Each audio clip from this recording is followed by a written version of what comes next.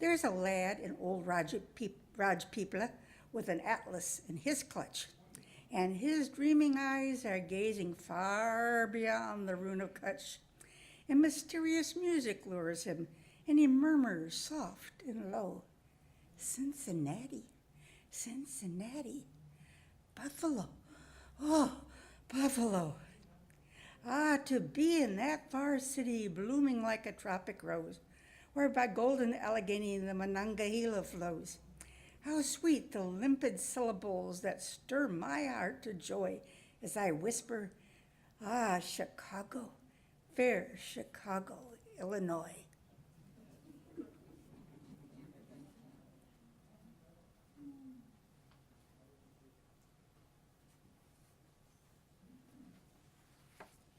I said we'd be staying close to home. This is as close as you can get. Bringing Down the House by James Galvin.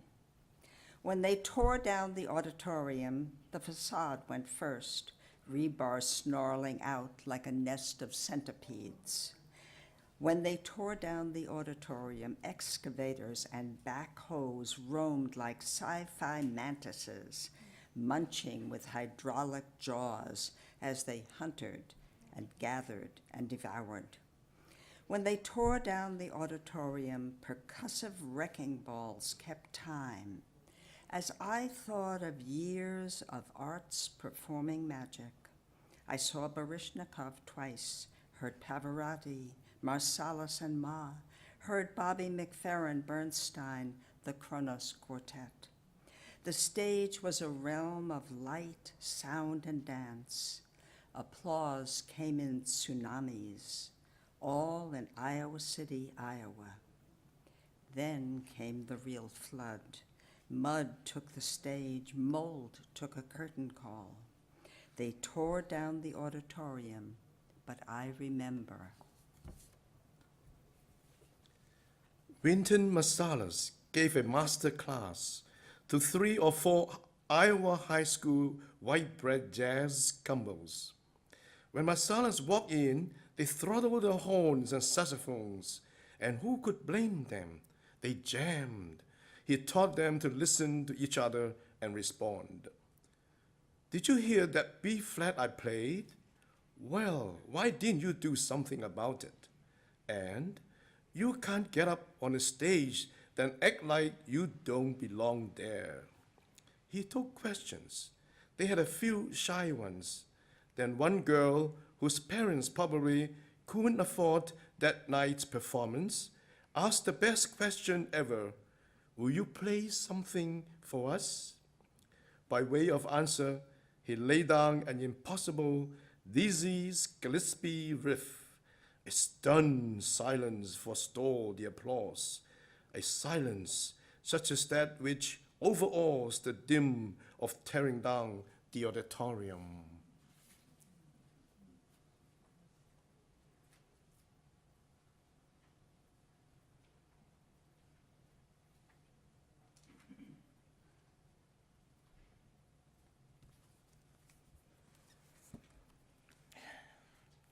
In Iowa by Seamus Heaney.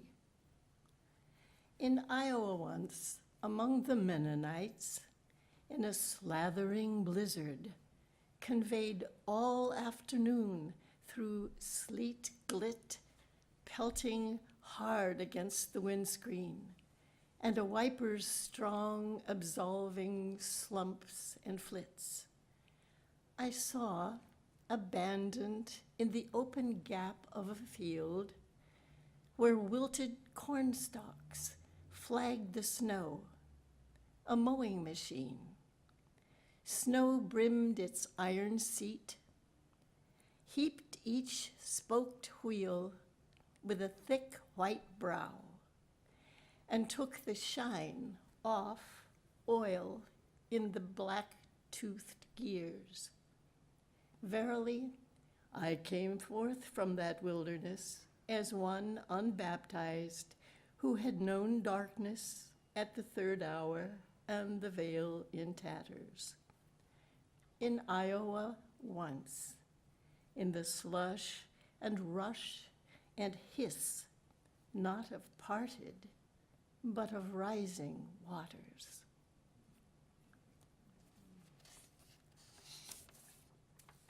This next poem is called Illinois by Philip Deaver.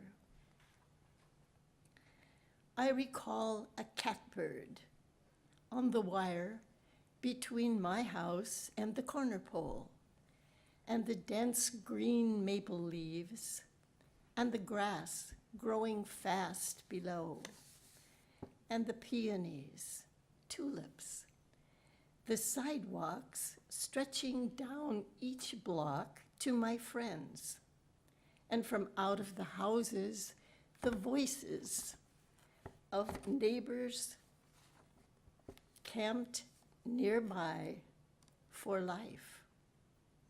Those close to us in spirit, those held at arm's length, and they us. And I know when I recall this bird dancing on our phone line and singing upward toward a mate invisible in the waving treetops, that it isn't really the bird I'm remembering, but the slant of light and the swell of humid Illinois summer pressing in around her.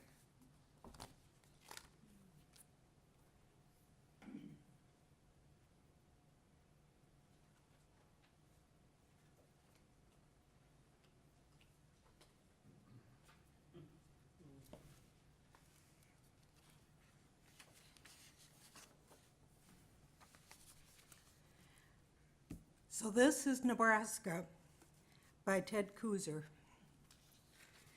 The gravel road rides with a slow gallop over the fields, the telephone lines streaming behind, its billow of dust full of the sparks of red-winged blackbirds.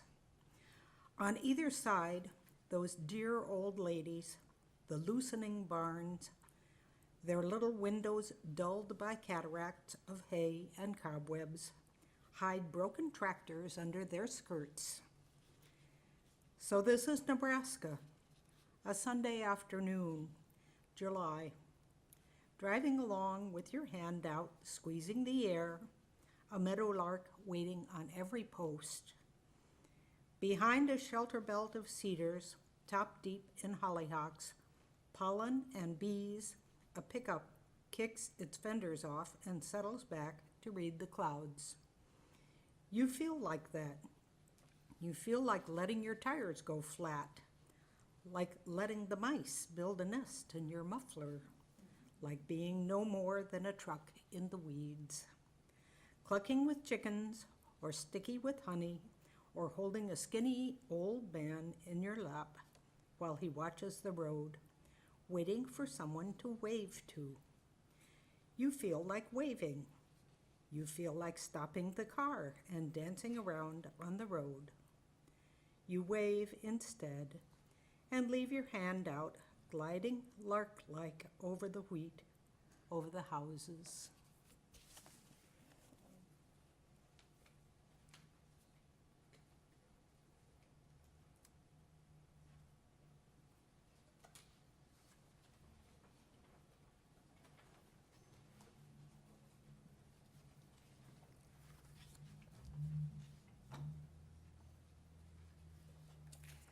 Okay, we have a noble experiment that's going to take place here.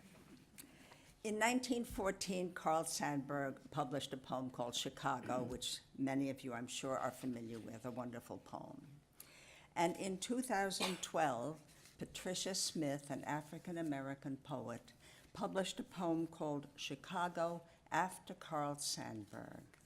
It keeps the format of Sandburg's poem almost perfectly, but she is saying something different about Chicago.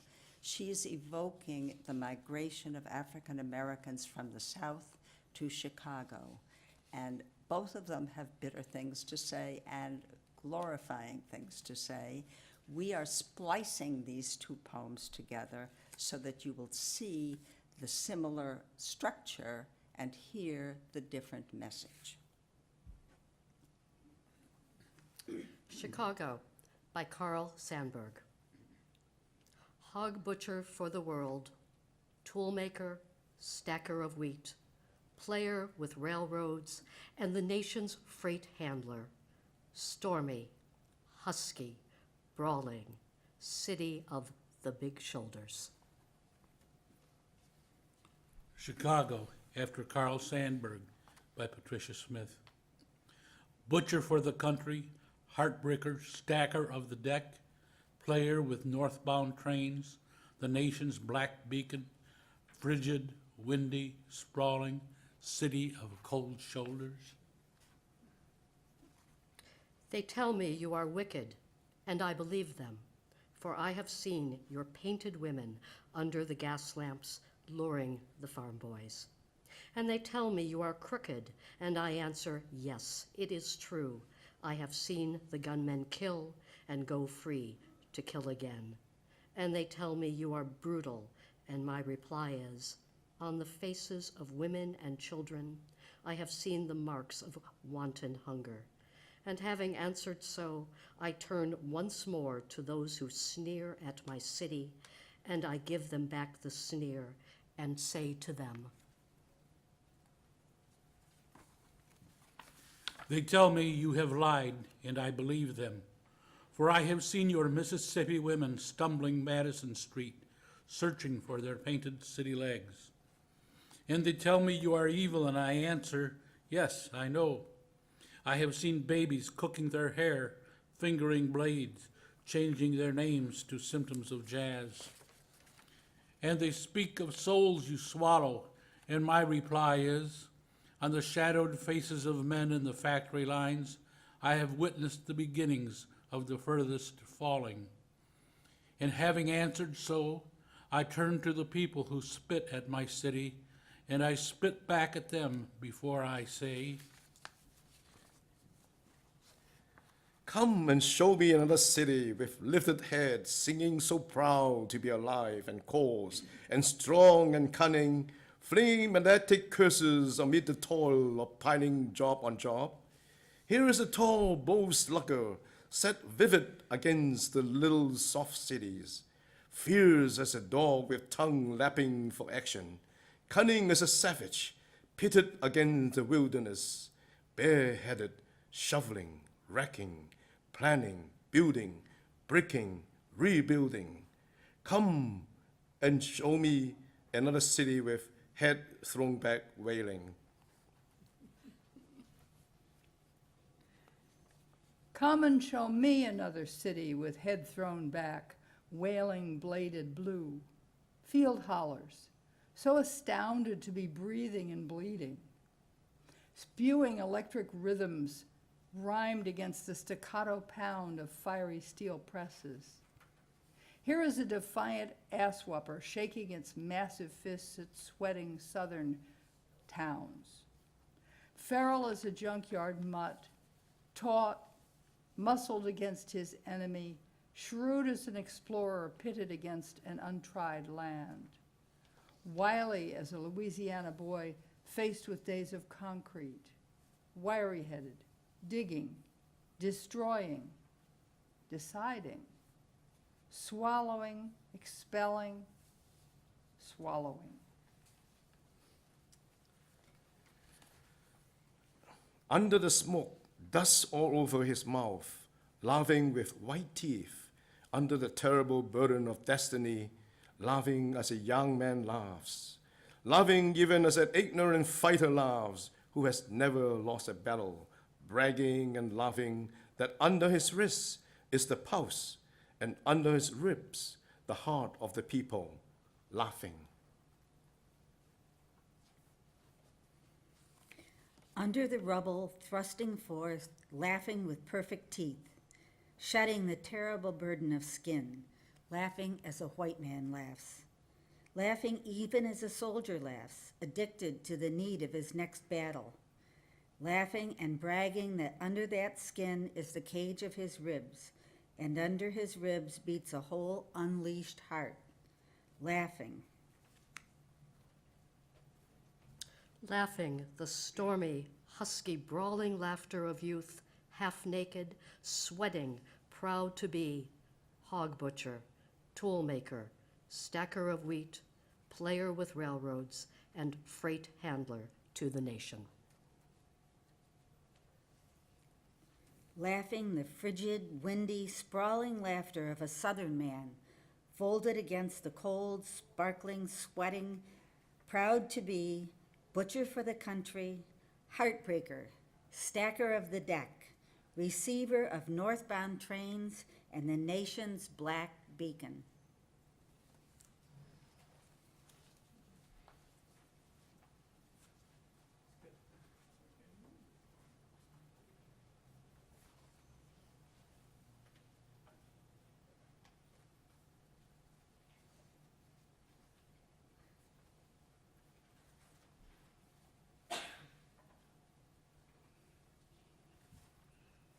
Coming Home, Detroit, 1968, by Philip Levine.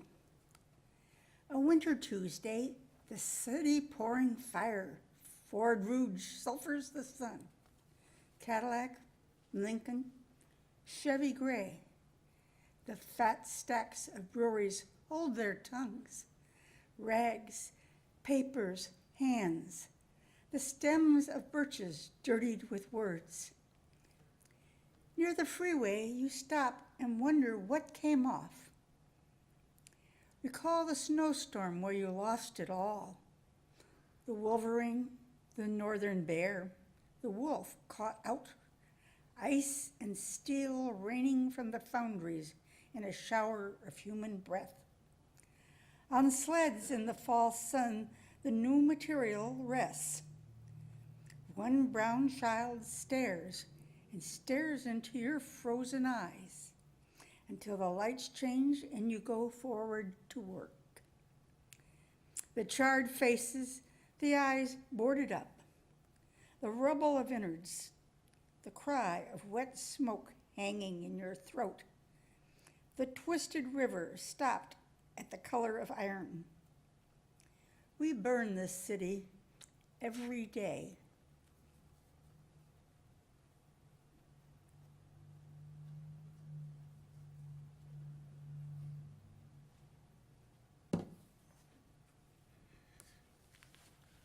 Degrees of Gray in Phillipsburg by Richard Hugo.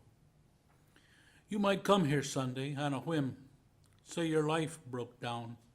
The last good kiss you had was years ago. You walk these streets laid out by the insane, past hotels that didn't last, bars that did, the tortured try of local drivers to accelerate their lives. Only churches are kept up. The jail turned 70 this year. The only prisoner is always in, not knowing what he's done.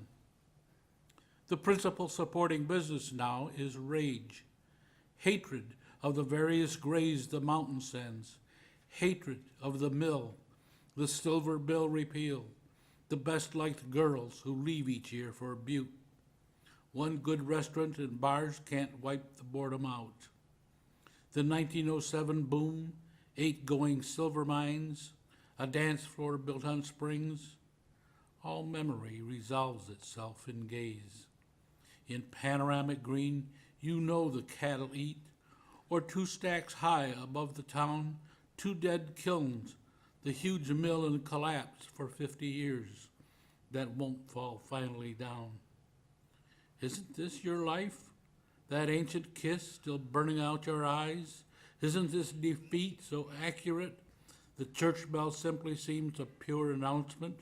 Ring and no one comes. Don't empty houses ring? Are magnesium and scorn sufficient to support a town? Not just Phillipsburg, but towns of towering blondes, good jazz and booze. The world will never let you have until the town you came from dies inside. Say no to yourself. The old man 20 when the jail was built still laughs although his lips collapse. Someday soon, he says, I'll go to sleep and not wake up. You tell him no. You're talking to yourself. The car that brought you here still runs. The money you buy lunch with, no matter where it's mined, is silver.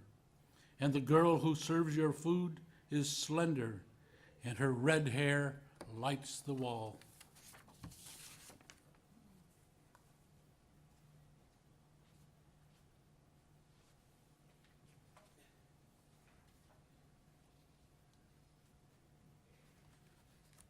The New Colossus by Emma Lazarus.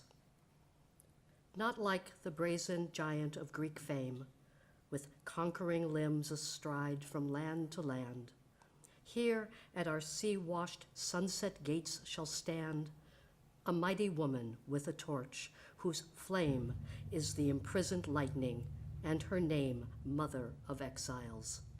From her beacon hand glows worldwide welcome. Her mild eyes command the air-bridged harbor that twin cities frame.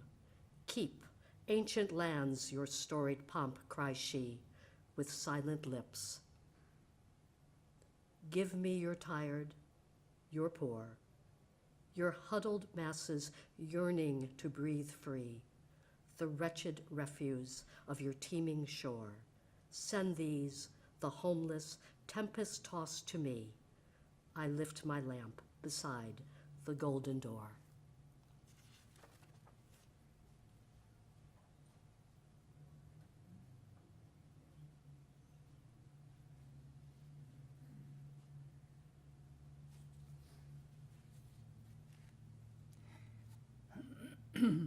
Coming home to New York when it was said to be going down the drain.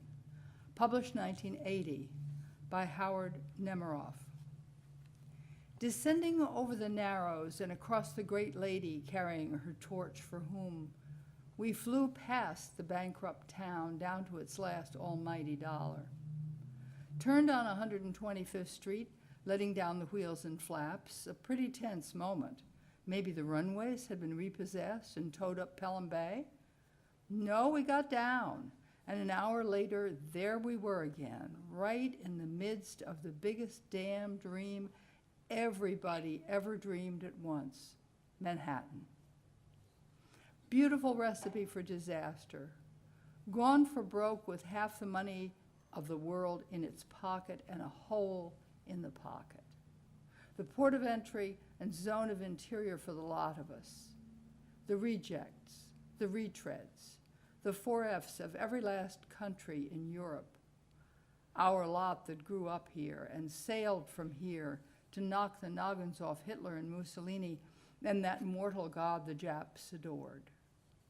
And here it is, dead broke, with lawyers from Albany to Washington screaming their parsimonious pieties against the wasteful ways of this great fact, that in the immortal words of Lazarus standing out there in the harbor said, "Give me your garbage and send me whatever can walk," and made good every word, and dying day by day, throwing the money away, made ruin renew.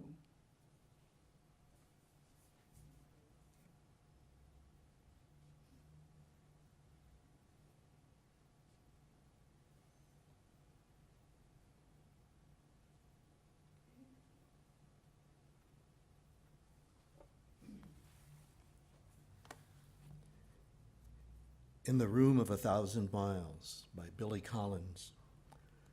I like writing about where I am, where I happen to be sitting, the humidity or the clouds, the scene outside the window, a pink tree in bloom, a neighbor walking his small, nervous dog, and if I am drinking a cup of tea at the time, or a small glass of whiskey, I will find a line to put it on. My wife hands these poems back to me with a sigh. She thinks I ought to be opening up my aperture to let in the wild rhododendrons of Ireland, the sun-blanched stadiums of Rome, the water clock in Bruges, the world beyond my inkwell. I tell her I will try again and travel back to my desk where the chair is turned to the window. I think about the furniture of history. I consider the globe, the lights of its cities.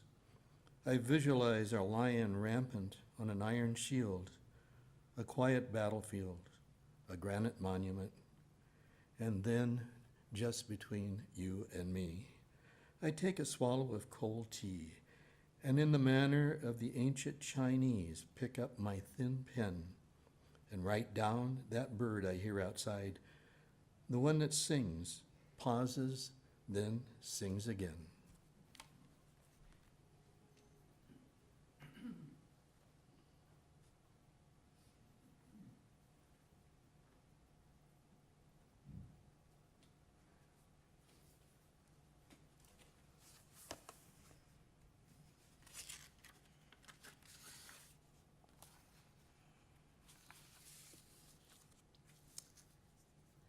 Woolworths by Mark Irwin for Gerald Stern.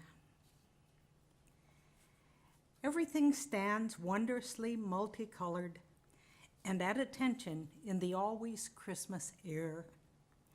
What scent lingers unrecognizably between that of popcorn, grilled cheese sandwiches, malted milk balls, and parakeets? Maybe you came here in winter to buy your daughter a hamster and were detained by the bin of multicolored thongs, 4 pair for $1. Maybe you came here to buy some envelopes, the light blue par avion ones with airplanes, but caught yourself lost, daydreaming, saying, "It's too late," over the glassy diorama of cakes and pies. Maybe you came here to buy a lampshade, the fake crimped kind, and suddenly you remember your grandmother, dead 20 years, floating through the old house like a curtain. Maybe you were retired on Social Security and came here for the roast turkey dinner, or the liver and onions, or just to stare into a black circle of coffee and to get warm. Or maybe the big church down the street is closed now during the day, and you're homeless and poor. Or you're rich, and it doesn't matter what you are, with a little loose change jangling in your pocket, begging to be spent, because you wandered in, and somewhere between the bin of animal crackers and the little zoo in the back of the store, you lost something. And because you came here not to forget, but to remember to live.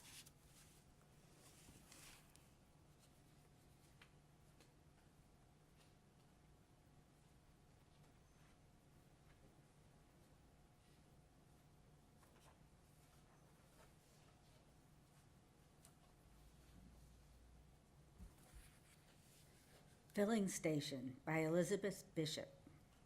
Oh, but it is dirty, this little filling station. Oil-soaked, oil permeated to a disturbing overall black translucency. Be careful with that match. Father wears a dirty, oil-soaked monkey suit that cuts him under the arms, and several quick and saucy and greasy sons assist him. It's a family filling station, all quite thoroughly dirty. Do they live in the station? It has a cement porch behind the pumps, and on it a set of crushed and grease-impregnated wickerwork. On the wicker sofa, a dirty dog, quite comfy. Some comic books provide the only note of color, of certain color. They lie upon a big dim doily draping a tabaret, part of the set, beside a big hirsute begonia. Why the extraneous plant? Why the tabaret? Why, oh, why the doily? Embroidered in daisy stitch with marguerites, I think, and heavy with gray crochet. Somebody embroidered the doily. Somebody waters the plant, or oils it maybe. Somebody arranges the rows of cans so that they softly say, eso, so, to high-strung automobiles. Somebody loves us all.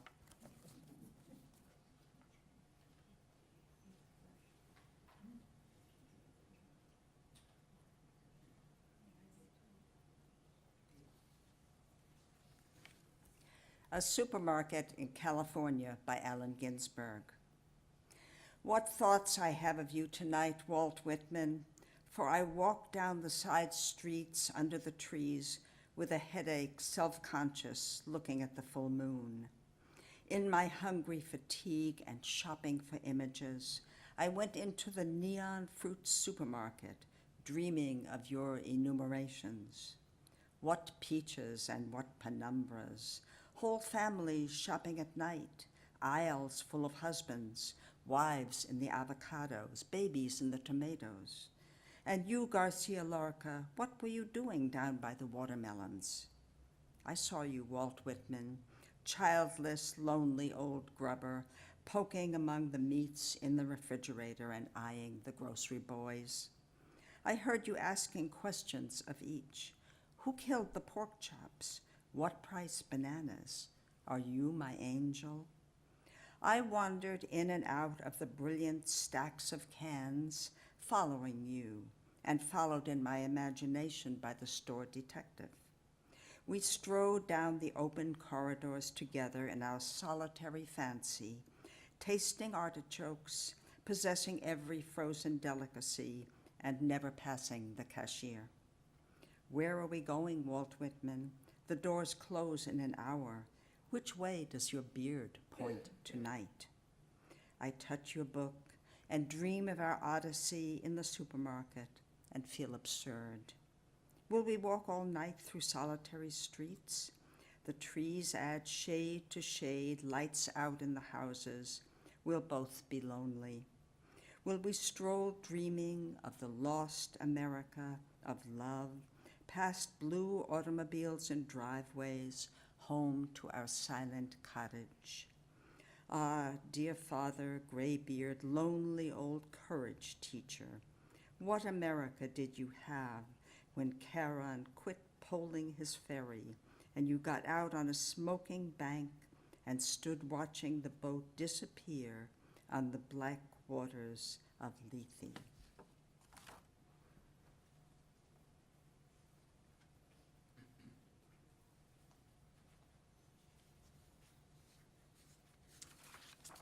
Topography by Sharon Olds.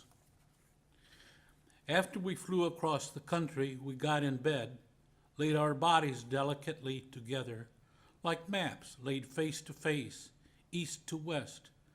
My San Francisco against your New York, your Fire Island against my Sonoma, my New Orleans deep in your Texas, your Idaho bright on my Great Lakes, my Kansas burning against your Kansas, your Kansas burning against my Kansas, your Eastern Standard Time pressing into my Pacific Time, my Mountain Time beating against your Central Time, your sun rising swiftly from the right, my sun rising swiftly from the left, your moon rising slowly from the left, my moon rising slowly from the right, until all four bodies of the sky burn above us, sealing us together, all our cities twin cities, all our states united, one nation, indivisible, with liberty and justice for all.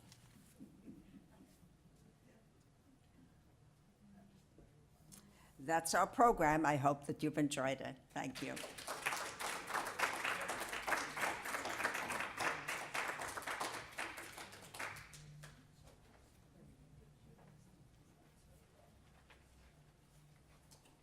And we want to thank you for coming to Iowa City Public Library today for our program. And we will be back next year with Poetry Month, and we hope that everybody will join us again. Thank you so much. I'm Terry Byers, by the way, and we want to thank Beth Fisher, who was in the booth today. So thank you so much.